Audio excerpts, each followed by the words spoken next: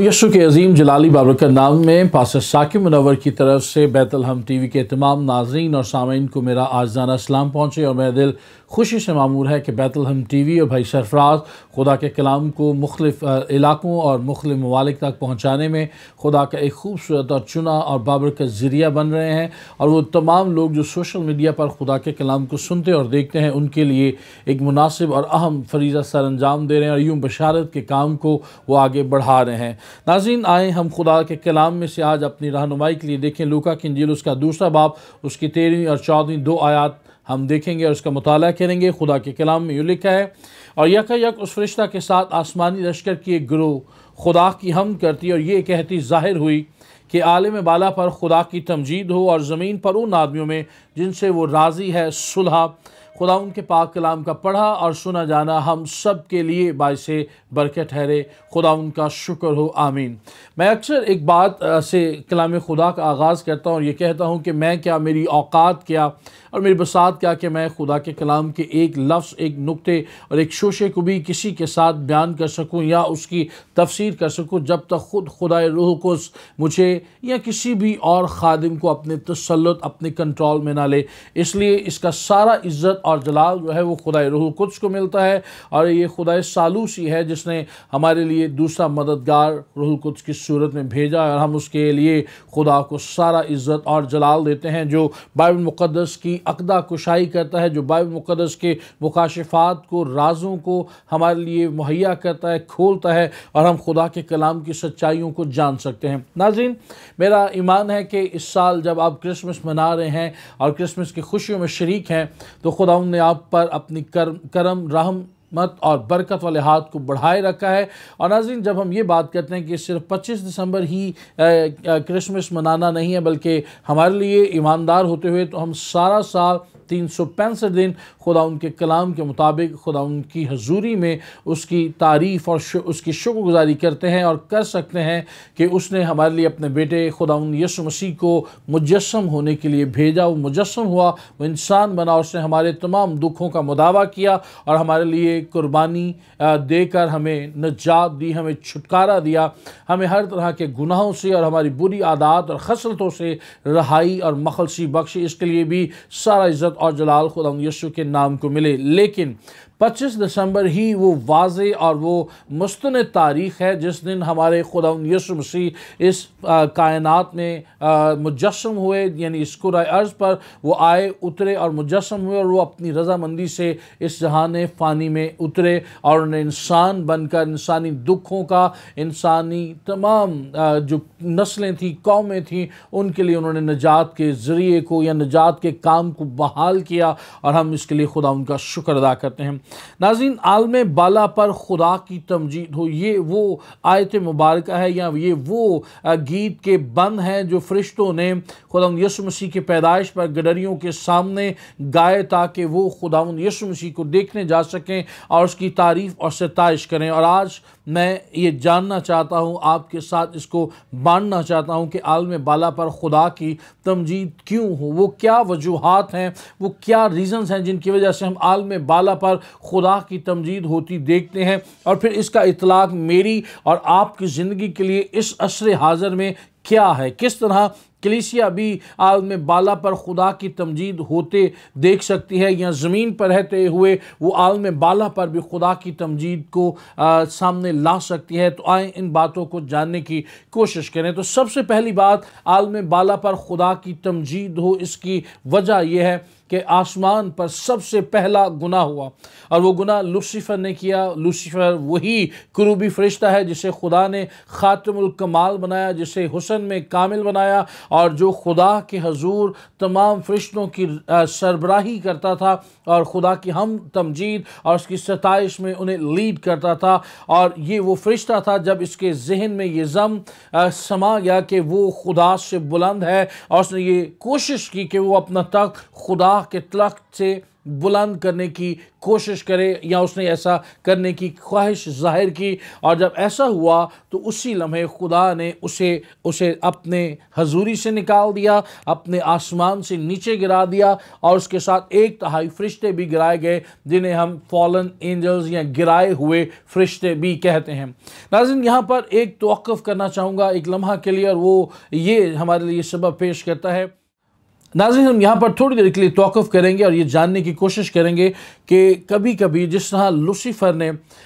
खुदा की तमजीद और सताइश करते हुए उसके जहन में ये घमंड समा गया कि वो अपने तख्त को खुदा के तख्त से बुलंद करे, तो उसने अपने साथ जो फरिश्ते थे जो उसके मातहत थे या उसके साथ मिलकर गाते होंगे, उसने समझा कि शायद ये मेरी खूबसूरती, मेरे टैलेंट और मेरी खूबी की वजह से मेरी पैरवी करते हैं या मेरे पीछे गाते हैं। कभी कभी ये बात हमारे जहन में भी आ जाती है कि आप किसी घर में हैं, आप दफ्तर में हैं, आप चर्च में हैं, आप मिनिस्ट्री में हैं, आप किसी अदारे में हैं, आप किसी भी की पोस्ट पर हैं, तो हमारे जहन में भी ये ख्याल और वहम समा जाता है कि आज जिस जगह पर मैं मौजूद हूँ ये मेरी अपनी खूबी और लियाकत है। और दूसरा, अगर मैं आज इस घर में, इस चर्च में, मिनिस्ट्री में, इस इदारे में ना हूँ तो हो सकता है या ये हो ही नहीं सकता कि ये घर, ये इदारा या ये मिनिस्ट्री जो है आगे बढ़ सके। तो ये बातें हमारे जहन में आ जाती हैं, लेकिन याद रखिएगा, God is a God of continuity. खुदा तसलसल का खुदा है।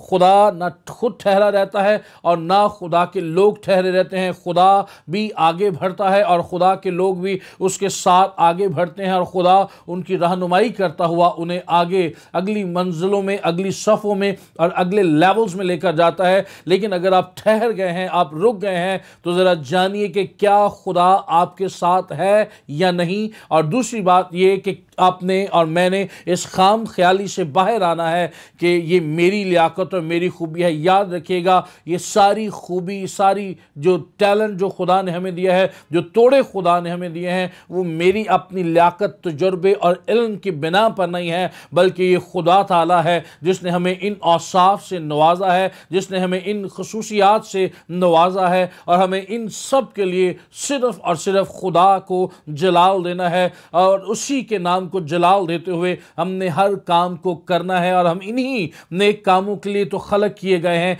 इसलिए अगर मैं और आप कभी ऐसे खाम ख्याली में आ जाए या इब्लीस हमारे कानों में ये सरगोशी कर दे कि यू आर वेरी इंपॉर्टेंट या आप बहुत अहम हैं, तो बराह करम रुक जाइए और इब्लीस को उसी लम्हे डांटिए और कहिए, नहीं, मैं एक आम सा शख्स हूँ, मुझे खुदा ताला ने इस मकसद के लिए बनाया है, और जो टैलेंट या खूबियाँ या जो तोड़े खुदा ने मुझे दिए हैं वो सिर्फ और सिर्फ उसके नाम को जलाल देने के लिए हैं। और ये हम आम मुआशरे में देखते हैं, ये हमारा आम मुशाहिदा है कि आज बहुत सारे पासबान, बहुत सारी मिनिस्ट्रियाँ, बहुत सारे अफराद, बहुत सारे अदारे अब खुदा को जलाल देने की बजाय या खुदा की बादशाहत की वुसअत के लिए या खुदा की बादशाही को कायम करने की बजाय वो अपनी बादशाहत को कायम करना चाहते हैं। वो ज़मीन पर अपने आप को बादशाह और खुदा बनाए बैठे हैं। इसलिए हम इन लोगों के चुंगल से भी बचें और इब्लीस के शर से भी महफूज रहें, और उसी लम्हे रुक कर अपने सर को खम कर लें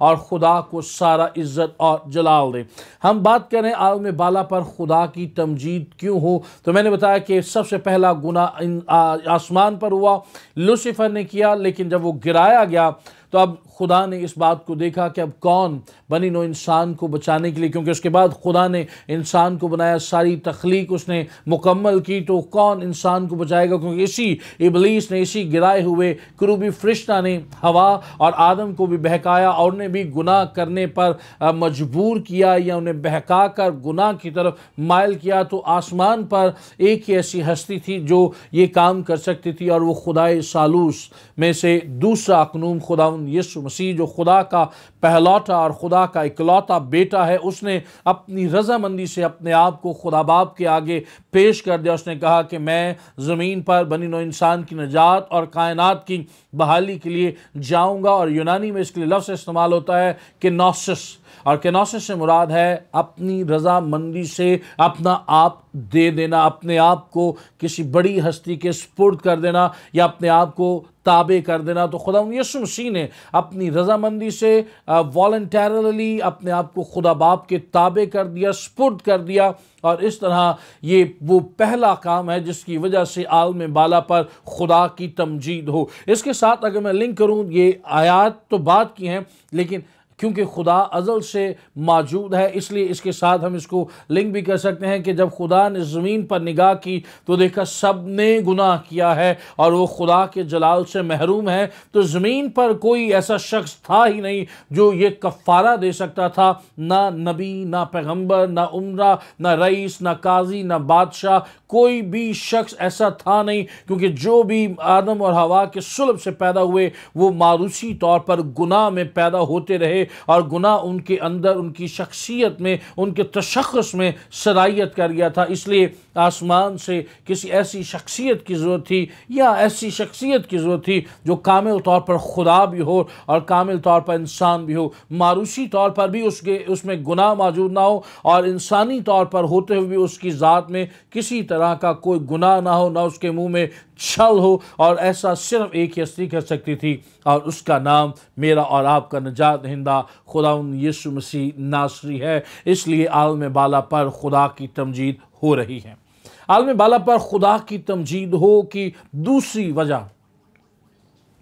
इसी इंजील मुबारका में एक जगह पर लिखा है कि जब ज़मीन पर एक जान तौबा करती है तो आसमान पर हज़ारों फरिश्ते खुदा उनके हुज़ूर खुशी मनाते हैं। तो ज़रा यहाँ पर देखिएगा, यहाँ पर एक शख्स के लिए नहीं, एक कौम के लिए नहीं, एक कबीले के लिए नहीं, एक मुल्क के लिए नहीं, बल्कि एक पूरी दुनिया के लिए, पूरे कुर्रे अर्ज़ के तमाम नस्ल इंसानी के लिए, तमाम पीपल ग्रुप्स के लिए, तमाम नस्ली ग्रोहों के लिए खुदा यीशु मसीह निजात बनकर, सुलह बनकर ज़मीन पर उतर आया है और वो इंसान बन गया है, वो मुजस्सम हुआ है। इसलिए सारे फरिश्ते खुदा की तमजीद कर रहे हैं, खुदा की सिताइश कर रहे हैं। ये आलम बाला पर खुदा की तमजीद की दूसरी रीज़न या वजह है। आलम बाला पर खुदा की तमजीद हो, इसकी तीसरी वजह यह है क्योंकि ये काम मुझे और आपको अबदियत में करना है। याद रखिएगा, अगर यहाँ पर आलम बाला पर खुदा की तमजीद हो रही है तो एक वो मंजर भी आने वाला है जब हम सारे मिलकर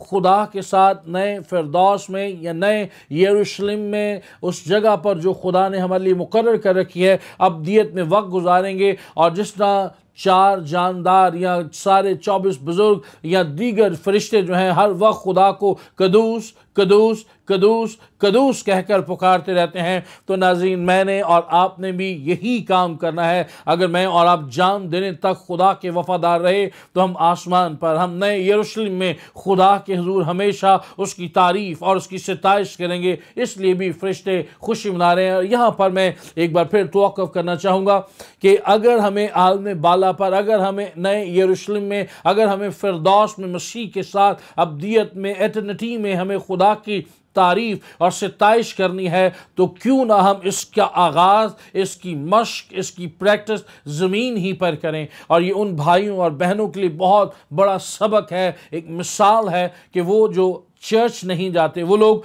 जो खुदा के घर नहीं जाते, वो लोग जो खुदा का कलाम नहीं सुनते, वो लोग जो खुदा का कलाम नहीं पढ़ते, वो इसकी तरफ राग़िब हों, क्योंकि यही वो काम है जो हमें अबदियत में खुदा की हजूरी में सर अंजाम देना है।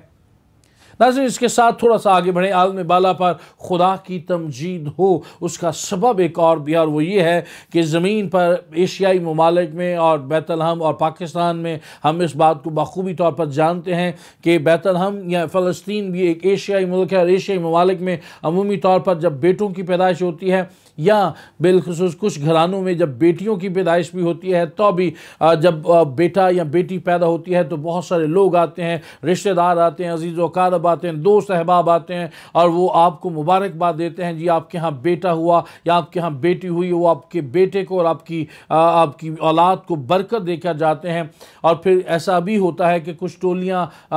आती हैं जिसमें वो लोग गाते हैं, बजाते हैं और बच्चे या बच्ची के लिए बरकत चाहते हैं। तो जब खुदावंद यीशु मसीह की ज़मीन पर पैदाइश हुई तो मुकद्दसा मरियम का ना कोई अपना था, ना कोई उनका हमसाया, ना कोई रिश्तेदार, ना कोई ननिहाल, ना कोई ददेहाल में से, ना कोई दोस्त, ना कोई अजीज़, कोई भी रिश्तेदार वहाँ पर मौजूद ना था। और ये ऐसी हालत थी जब एक औरत को सबसे ज़्यादा तहफ़्फ़ुज़ और आराम की ज़रूरत होती है, लेकिन उस वक्त मुक़द्दसा मरियम को और मुक़द्दस यूसुफ़ को एक लंबा सफ़र तय करके अपने आबाई गांव बैतलहम में आकर नाम लिखवाने थे, ताकि वो मर्दमशुमारी में शामिल हो सकें, उनके नाम अपने आबाई घराने के मुताबिक लिखे जा सकें। और फिर इस पर तुरा ये कि जिस शहर में या जिस गाँव में वो आए हैं, जो उनका अपना आबाई है, उस आबाई गाँव में, आबाई घर में या आबाई इलाके में उनके लिए ठहरने की कोई जगह नहीं है।